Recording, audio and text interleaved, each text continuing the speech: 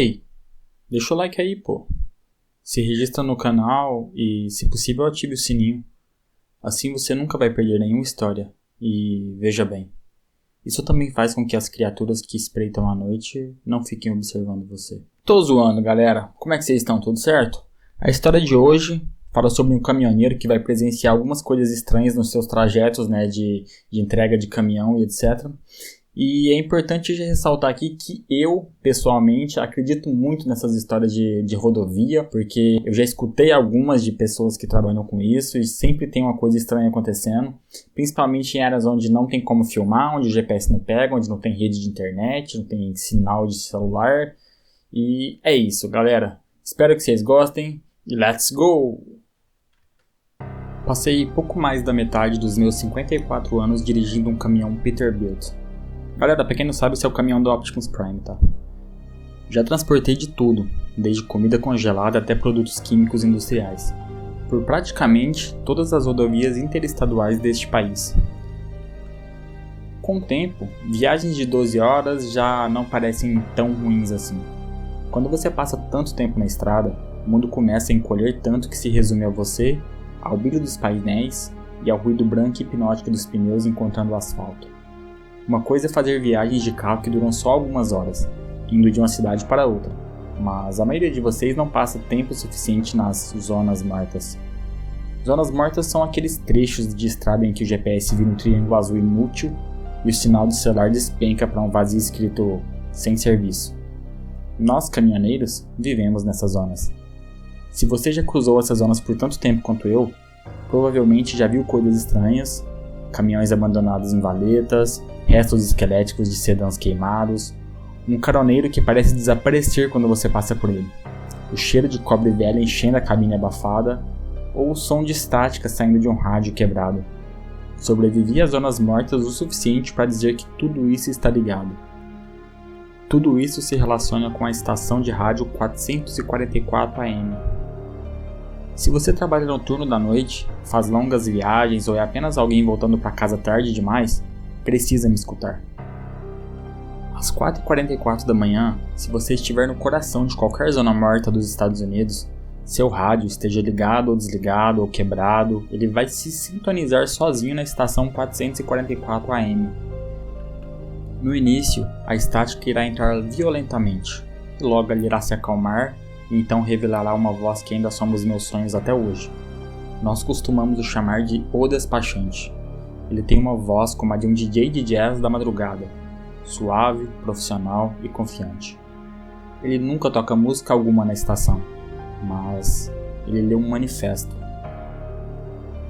A primeira vez que eu ouvi falar da estação de rádio 444 AM, eu estava curvado sobre uma cesta de batata frita engordurada num restaurante de beira de estrada, do lado de fora de uma cidadezinha cujo nome eu nem me lembro mais. Era meio de semana, talvez umas 3 da manhã. No meio de 3 dias absurdamente longos. Eu estava sentado com um veterano que eu conhecia apenas como Cutter. Na época, ele tinha mais do que o dobro da minha idade, e era o tipo de sujeito que parecia ter sido talhado de um toco de nogueira. Tinha tudo o que se espera de um motorista experiente: pele curtida e enrugada, olhos que já tinham visto os horizontes demais, e mãos que tremiam um pouco mais do que deviam antes da dose diária de cafeína. A gente estava jogando conversa fora, mas quando contei a ele sobre a rota que eu faria naquela noite, ele simplesmente congelou. Art, ele sussurrou. Se você vai puxar essa carga pela zona morta de Nebraska hoje à noite, fica de olho no relógio. Se bater 4h40 da manhã, encosta no acostamento, mata o motor, apaga as luzes e põe a cabeça no volante. Não escuta o rádio, nem previsão do tempo ou qualquer outra coisa. Ele se inclinou tanto na minha direção enquanto falava que eu podia sentir a umidade do hálito dele, com cheiro de hortelã, que não conseguia esconder aquele odor do tabaco que ele fumou o dia inteiro. Eu dispensei a preocupação dele com uma leve risada. Eu tinha só 26 anos. Como qualquer garoto novo naquela posição, eu estava cheio de vigor e da arrogância de quem acha que um motor de 500 cavalos o torna o rei do mundo. Ah, qual é, Cutter? Tá com medo do Cavaleiro Fantasma? Ou é da cabine fantasma de pedágio de novo? Ele simplesmente ignorou a provocação. Aqueles olhos gastos que pareciam vidro estilhaçado apenas encararam a minha alma. Garoto, não é fantasma nenhum. É o despachante. Ele é tão real quanto eu e quanto você. Se você ouvir ele dizer "Bom dia, viajantes", melhor rezar para Deus que ele esteja falando com o cara na pista ao lado. Eu descartei aquilo na mesma hora. Era só mais uma dessas histórias de caminhoneiro, inventadas para manter o pessoal acordado nos trechos longos e solitários. Terminei minhas batatas, voltei para o caminhão e esqueci completamente o aviso de Cutter. Somente 3 meses depois que fui forçado a lembrar da história dele. Eu estava transportando uma carga de isótopos médicos rumo ao Kentucky. Estava atrasado, uma junta estourada em Utah e uma breve parada para dar carona a um sujeito chamado Bob Vance tinha me custado cerca de 6 horas. Eu nunca tinha me atrasado para nenhum destino antes, então estava forçando o limite para cumprir meu horário. Entrei no coração de uma zona morta em algum lugar profundo da rodovia L-64. O GPS já vinha, fazia quilômetros piscando como uma grade falhando, como se estivesse tentando lembrar onde estávamos e não conseguisse mais se ligar ao resto do mundo. Bob Vance estava dormindo havia umas 5 horas, o relógio marcava exatamente 4h44 da manhã.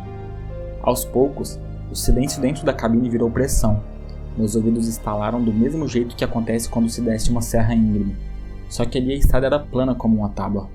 Um cheiro de composto úmido tomou o lugar do aromatizador em forma de pinheirinho pendurado no espelho, e o ar ficou espesso.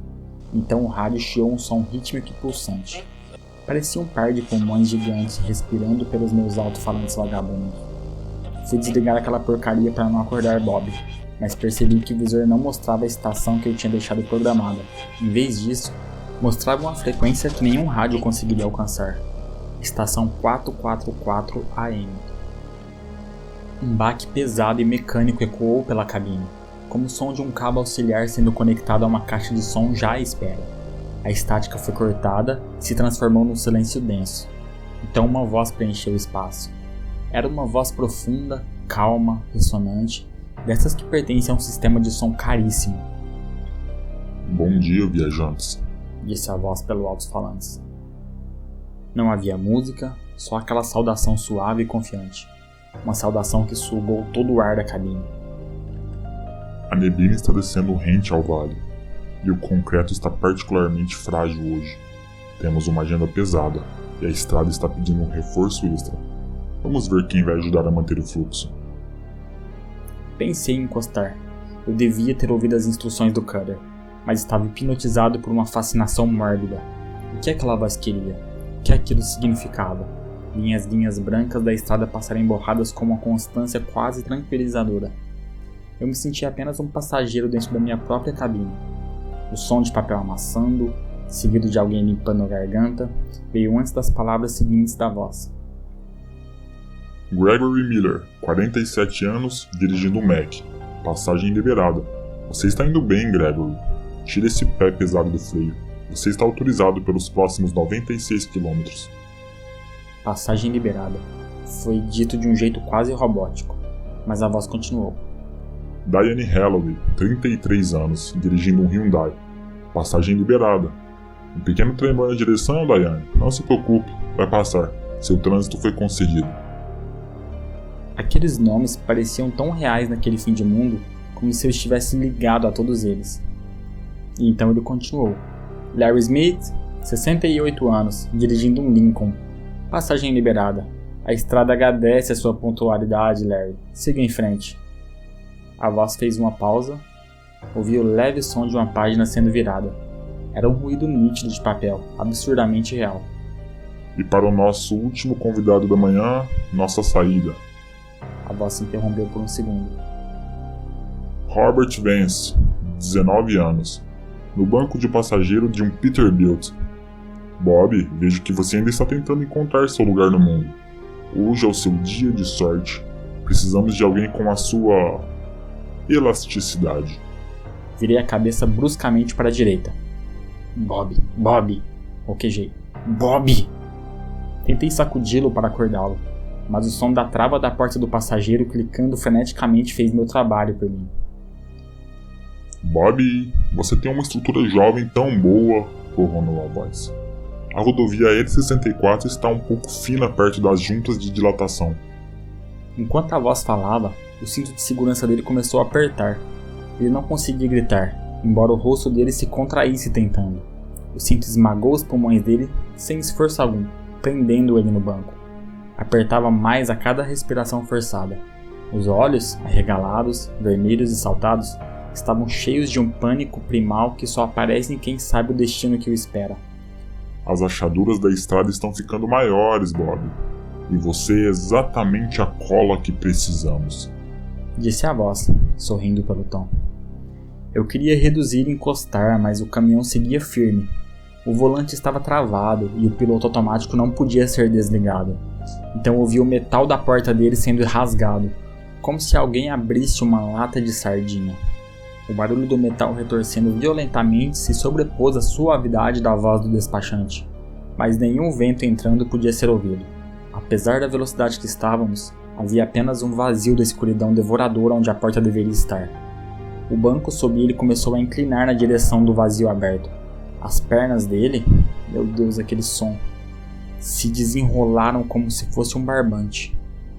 As canelas estalaram e se torceram de uma forma que não foram feitas para suportar. Os ossos quebravam com o som de troncos sendo empurrados para um triturador. As pernas começaram a se esticar em direção ao vazio, puxadas por fios invisíveis da vontade do despachante. A voz seguiu com aquele mesmo tom relaxado. Mais um pouco de folga, Bob. Relaxa, a estrada precisa dos seus reparos. Eu simplesmente não conseguia acreditar no que via. Bob estava sendo lentamente esticado para fora da cabine. Depois que as pernas dele desapareceram no vazio, vieram os quadris, depois o tronco. A pele sobre a costela esmagada se esticou até ficar translúcida. Nunca vou esquecer de ver a pulsação frenética do coração dele sob uma camada de tecido fina como o balão. Bob, aguenta. Você está quase terminando o reparo, dizia o despachante. Saí do torpor e me joguei por cima do console central. Tentei agarrar a jaqueta dele, mas meus dedos atravessaram o tecido como se fosse feito de fumaça. Então cometi a pior decisão possível. Olhei para o rosto dele. A pele das bochechas foi puxada para trás, em direção às orelhas, formando o sorriso mais horrível que um ser humano poderia ter. A boca foi forçada a se abrir por uma mão invisível que quebrou o maxilar dele e me deixou ver a garganta ensanguentada. Os olhos reviraram até me mostrar o nervo óptico. E o pior de tudo, de cada orifício do crânio dele escorria um líquido espesso, preto, semelhante a piche, com um cheiro de óleo fresco. Lindo! Um encaixe perfeito. Você é o tendão que a rodovia estava perdendo, Bob. Você é o enxerto que mantém o mundo unido, comentou o despachante.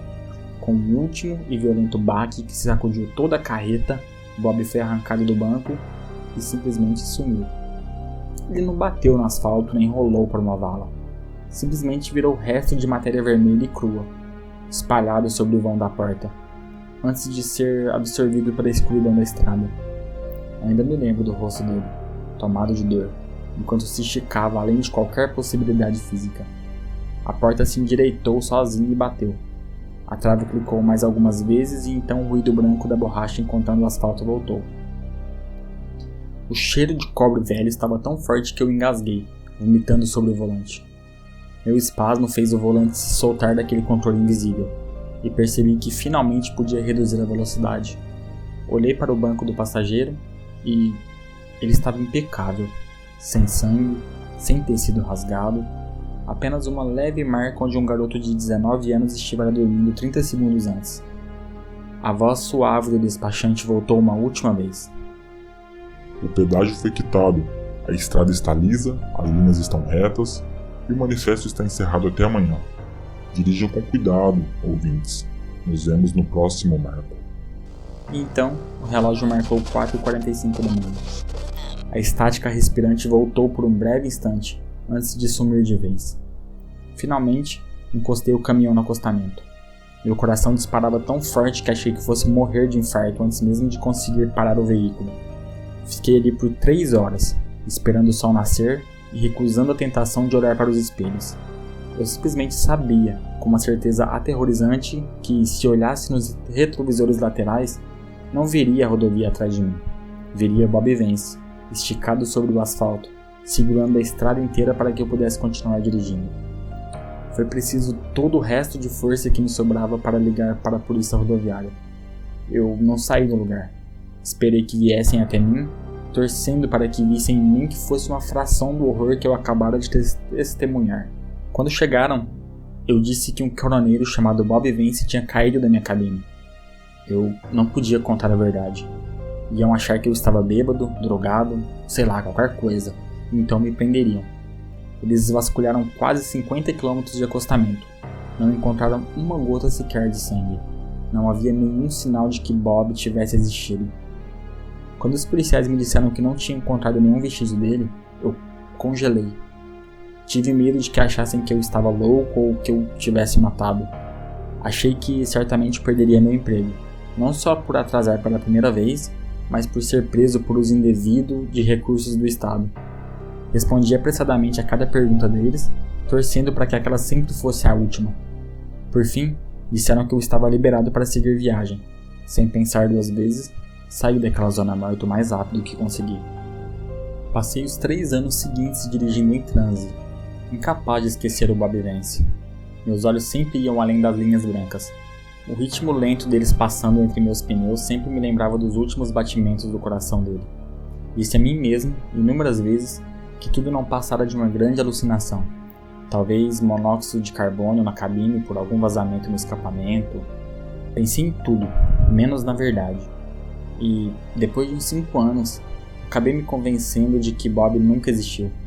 Mas o mundo que eu construí para mim mesmo desmoronou quando fiquei relaxado demais. Eu estava viajando para o oeste pela rodovia L70, em Ohio. Era cedo da manhã. Eu estava levando uma enorme unidade de resfriamento para a Califórnia. O motor fazia aquele zumbido grave e constante que normalmente te empurra para o tipo de trânsito em que você esquece os últimos 80 km, especialmente naquele horário. Às 4h44 da manhã, o ar mudou. Aquele cheiro de cobre com ozônio começou a entrar pelas saídas de ventilação. Era tão forte que eu senti o gosto metálico no fundo da língua. O primeiro cheiro arrancou meu cérebro do transe na mesma hora, trazendo o destino de Bob de volta à minha mente. Dessa vez, o rádio nem piscou. O visor digital sangrou naqueles 3 números brilhantes. 444. Eu nem percebi o que estava acontecendo antes de ouvir aquelas 3 palavras assombradas. Bom dia, viajantes. Ele parecia satisfeito naquele dia, sua voz carregando o calor de um homem prestes a se sentar diante de um banquete cujo cheiro ele já havia sentido havia horas. A neblina está densa nos vales, e a estrada está um pouco cega. Precisamos aguçar nosso foco. Precisamos de um novo par de olhos. Mark Storm, 42 anos, dirigindo um Freightliner. Passagem liberada. Seu baú está rodando um pouco quente, não está, Marcos? Mantenha esse líquido de arrefecimento circulando. Mas você está liberado para passar. Sarah Jenkins, 28 anos, dirigindo um Honda. Passagem liberada. Olhando seu reflexo no retrovisor de novo, Sarah. Claramente você não consegue compartilhar sua visão com a estrada. Então pode seguir. David Paul, 51 anos, dirigindo um Ford. Passagem liberada. Vejo que essa aliança está perdendo um pouco nesta manhã, David. Respire fundo. A estrada agradece seu sacrifício. Você pode prosseguir. O despachante fez uma pausa. Ouvi um som de engolir com um líquido pesado descendo por uma garganta. E para nossa última convidada da manhã, nossa saída, Helena Rodrigues, 33 anos, dirigindo um Toyota. A estrada está cega no vale, Helena. Precisamos ver os veados antes que eles atravessem. Precisamos ver o gelo negro antes que ele se revele. E a sua visão é tão vívida. Vamos compartilhá-la com a estrada. Através da neblina, na faixa da extrema esquerda paralela a mim, vi um Toyota vermelho dirigido por uma mulher jovem, vestindo uma roupa social. Pensei até que eu tivesse deixado a porta traseira aberta de novo, e tão insistentemente ela piscava os faróis como se quisesse chamar minha atenção.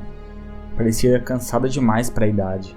Tinha uma mão segurando um copo de café e a outra estava mal apoiada no volante.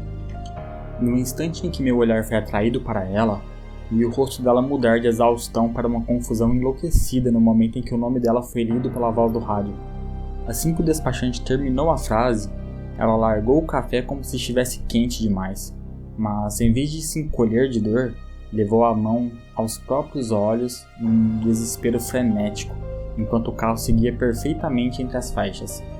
Observei horrorizado quando, do painel do carro, centenas de fios explodiram para fora e correram em direção ao rosto dela.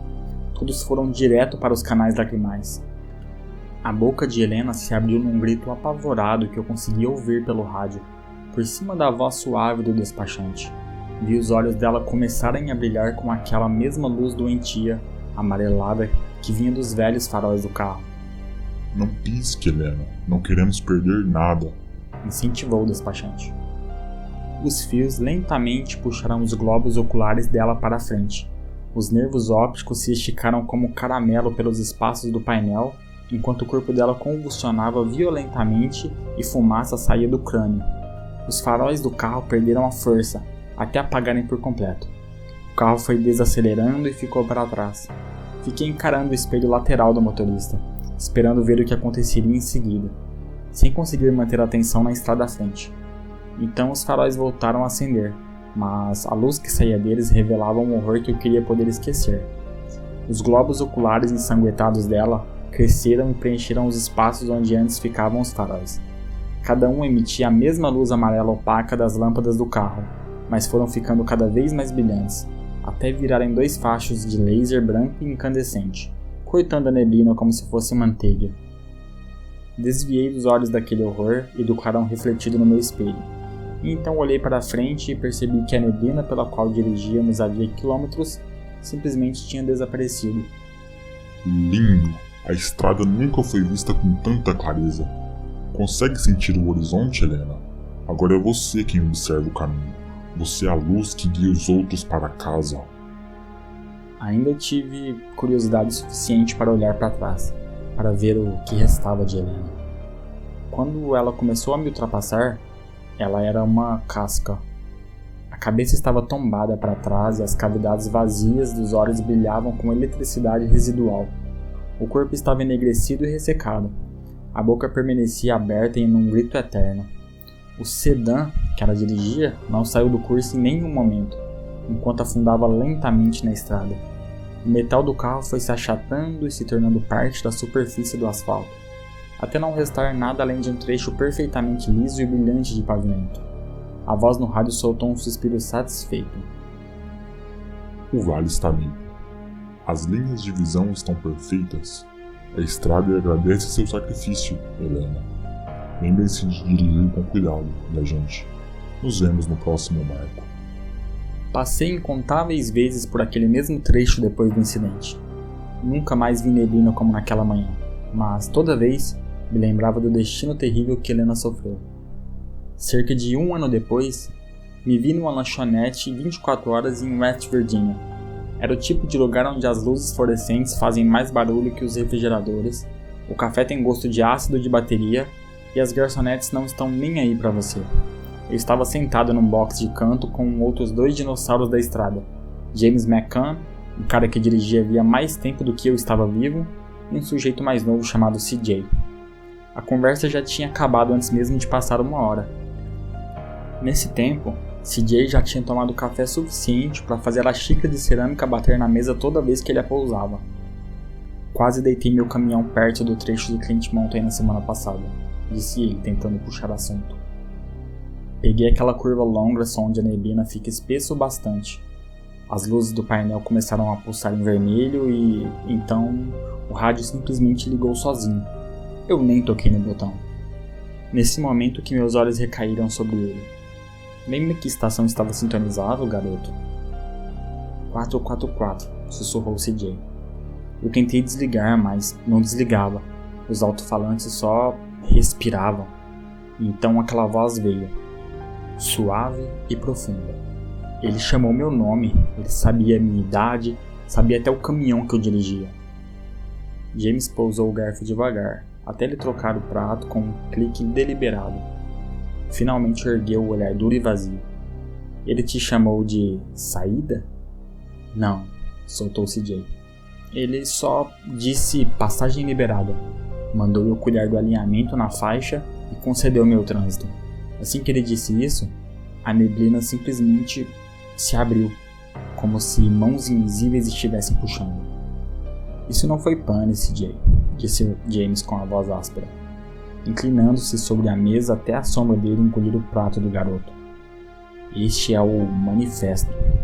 Você entrou numa zona morta e o despachante encontrou um viajante. Dá graças a Deus por estar sentado aqui comendo com a gente. A maioria dos caras que ouvem o próprio nome não chegam até a próxima balança do pedágio. James voltou a se sentar devagar, mas estava claro que CJ ainda não tinha contado tudo. Então eu perguntei: você viu mais alguma coisa, não viu? Minha voz mal era audível acima do zumbido do letreiro neon pendurado sobre nós. Ele assentiu lentamente. A voz disse que a estrada estava instável perto do acostamento, que precisava de densidade mineral. Eu olhei no meu espelho lateral e aquele carro, ele não bateu. A defensa simplesmente se esticou. O aço se desenrolou como uma cobra e se enrolou na cabine. Enquanto aquilo acontecia, a voz narrou tudo. Como os dentes e a medula do motorista eram um suplemento de cálcio perfeito para o concreto. Eu vi a estrada absorver o veículo inteiro. Não havia nenhum resquício de fogo. Não havia destroços, só um acostamento mais liso. Tudo aquilo aconteceu em segundos. Sem encontrar outra chance de me livrar dos dois horrores que eu havia visto, contei a eles minhas experiências com a estação 444 AM. Descrevi em detalhes as mortes de Bob e Helena, mas James nem pareceu se abalar. Então eu perguntei: você já viu algo assim, James? Ele esfregou o rosto, soltando um suspiro pesado que parecia vazamento de freio a ar. Eu estava levando uma prancha numa carreta pela fronteira da Carolina do Norte, 20 anos atrás. 4h44 da manhã, o rádio ligou sozinho e então eu ouvi o despachante. Ele chamou um cara num caminhão a uns 400 metros da minha frente e disse que ele era uma saída de tração. Por algum motivo, os olhos de James ficaram distantes, encarando algo a 50 km e 2 décadas dali. E então ele continuou. O despachante narrou tudo. Disse que a curva estava sedenta e o asfalto estava escorregando. Eu vi os pneus do cara derreterem quando a estrada subiu e dissolveu a borracha. Depois o motorista, e o despachante descreveu como a pele dele estava sendo arrancada dos músculos para servir de aderência de alto atrito para o resto de nós. Eu passei por aquela curva logo depois que o caminhão dele foi engolido pela estrada, sem conseguir parar. Parecia que eu estava dirigindo sobre asfalto recém-colocado. Eu consegui ouvir os gritos abafados do homem pelo rádio, depois pelo assoalho, durante todo o momento em que eu fazia a curva. Enquanto James contava as histórias, CJ já tinha perdido o apetite, e eu só conseguia sentir alívio por não estar sozinho nessas experiências. Mas James ainda não tinha terminado. Ele olhou para mim e depois olhou para o novato CJ. Já vi um punhado dessas saídas na minha vida. Refletores, divisórias, iluminação, buracos, tudo está ligado à integridade da estrada. Mas também já vi ela pegar o que precisa. Estava claro que CJ não queria continuar naquele assunto, mas eu já tinha me rendido ao meu desejo curioso e antinatural de saber o que ele queria dizer. Eu estava levando uma carga larga pela L90 em Wyoming, começou James, os olhos fixos numa velha mancha de café na mesa. Eram 4h44 da manhã. A zona morta era tão densa que as estrelas pareciam estar sendo apagadas por tinta. O rádio ligou, aquele desgraçado suave. Chamou uma caminhonete que vinha logo atrás de mim. Foi aí que vi a mão de James começar a tremer. Foi a primeira e última vez que vi aquele homem tremer. E então ele continuou. O despachante chamou uma saída para um homem chamado Alfred Mercer, 67 anos, e a saída dele era para processamento central. E então James puxou o ar com dificuldade. A caminhonete dele não bateu, nem desacelerou, mas o asfalto embaixo dela simplesmente começou a ondular, como a superfície de um lago que depois que se joga uma pedra. Vi pelo espelho a pista ficar translúcida, virando uma espécie de membrana rosada e gelatinosa. E então o despachante começou a narrar a integração. Descrevia naquela voz calma e desgraçada dele como o mapeamento interno da estrada estava se fragmentando, e ela precisava de um banco de memória para rastrear os vigiantes. Eu vi, pelos espelhos, Alfred ser puxado pelo próprio banco e atravessar o assoalho. Simplesmente sumiu sob o para-brisa. Às vezes, ainda escuto os gritos dele no rádio. Naquela altura do assunto, CJ já estava claramente muito nervoso, mas James nem fez pausa para beber. O corpo dele começou a escorrer lentamente pela grade frontal da caminhonete, como massa saindo de uma máquina de macarrão. Quando pedaços dele tocavam a estrada, ela começava a desfazer o sistema nervoso dele como um novelo de lã. Ouvi o despachante falando em ponte sináptica, vi a massa encefálica dele sendo esticada além de mim, em fios carnudos e longos, que se entrelaçavam nas juntas de dilatação da estrada à frente. Depois, o despachante agradeceu pela contribuição intelectual dele à infraestrutura. James finalmente tomou o primeiro gole do café recém-servido, como se tentasse engolir aquele nó na garganta. A caminhonete dele me seguiu de perto por vários quilômetros, até sair sozinha da estrada, atravessar a planície de terra e bater numa pedra a alguns metros da rodovia. Enquanto me seguia, eu ouvia as vozes e sons aleatórios saindo do meu rádio. Alguns pareciam sons da natureza, outros eram gritos de dor, mas o que me assombra até hoje foi o som de um grupo de crianças cantando parabéns para um menino chamado Alf. James olhou para nós. Vi uma lágrima escorrendo pelo lado esquerdo do rosto dele antes que a limpasse rapidamente com a mão trêmula. É por isso que eu estou aqui. É por isso que não saio enquanto o sol não sobe o bastante para pintar o céu de rosa. A estrada não é uma estrada. Aquilo é um cérebro. É um intestino. Aquela maldita estrada é um parasita asfaltado gigante que está prendendo nossos nomes até poder nos chamar de volta para casa. Está tudo vivo. E somos nós que mantemos o coração dela batendo ao dirigir por cima dela. O veterano afastou o horror dos olhos e retornou àquela dureza quebradiça. Eu vou ficar aqui. Só saio às 6 horas da manhã. E que se dane o cronograma. Não vou virar alimento de desvio de serra. As palavras dele grudaram em mim como uma memória ruim. Lembro de cada detalhe que ele compartilhou naquela noite. As imagens se repetiam na minha cabeça toda vez que eu me encontrava na estrada depois do pôr do sol. Pelas décadas seguintes, segui o exemplo dele, encostando entre 3 e 6 horas da manhã e virando um fantasma no acostamento sempre que tinha uma rota cedo. Eu vi o sol brilhar sobre as zonas mortas da segurança do posto de descanso mais próximo. Infelizmente, minha empresa instalou na cabine uma coleira digital que monitorava cada segundo de marcha lenta, e para os engravatados do escritório, a minha superstição parecia apenas falta de produtividade. Há 2 semanas, a pressão finalmente chegou ao limite. Eu estava transportando uma carga refrigerada de alta prioridade pela rodovia L90. Já estava atrasado por causa de uma balança demorada e o painel berrava alertas de eficiência. Liguei para o meu despachante da empresa, um cara chamado Miller, que nunca tinha visto um nascer do sol por trás de um para-brisa, e disse que eu ia encostar durante aquelas janelas de 3 horas. Art, se essas rodas não estiverem girando até as 4 horas da manhã, nem precisa voltar para o terminal, ele retrucou no headset. Temos um contrato para manter. Não me importo com suas más vibrações, nem com suas histórias de fantasmas de caminhoneiro. Você já usou essas desculpas antes, Art. Dirige esse maldito caminhão ou então entrega as chaves. Olhei para o relógio. Era 3h45. Olhei para a estrada escura e sinuosa à frente. Pensei na minha aposentadoria, pensei na hipoteca. Então engatei a 10ª marcha e empurrei o ponteiro até os 85. Achei que podia fugir do manifesto, mas eu estava errado. Às 4h44, o ar da cabine virou aquela pressão esmagadora de sempre. Eu estava entrando no coração de uma zona morta.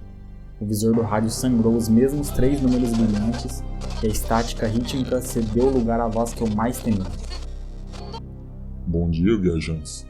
A estrada está lisa e a visibilidade está perfeitamente clara. No entanto, a neve deixou tudo escorregadio. Precisamos descongelar. Precisamos de sal.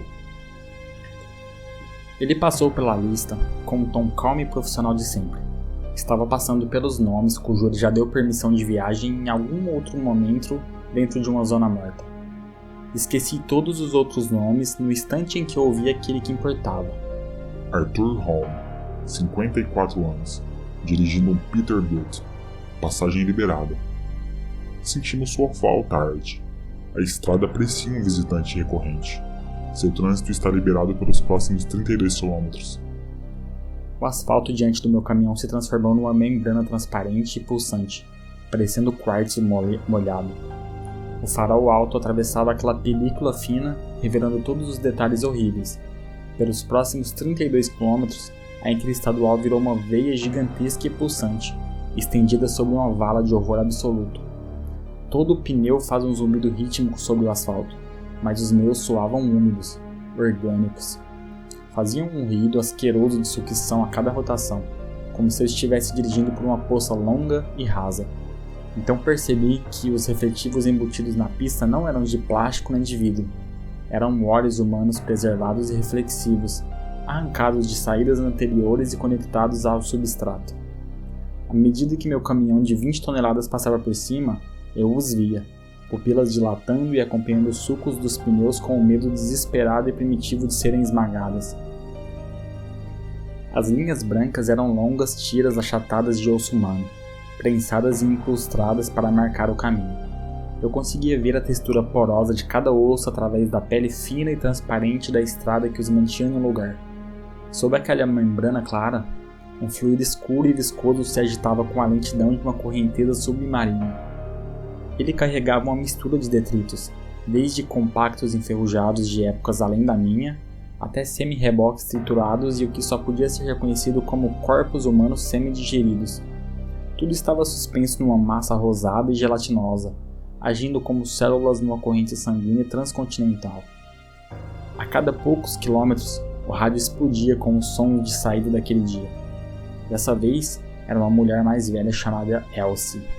Os gritos dela, abafados pela conexão ruim do rádio, vibravam nos alto-falantes e entravam pelos meus ouvidos, mas eu mal ouvi os pedidos dela para morrer.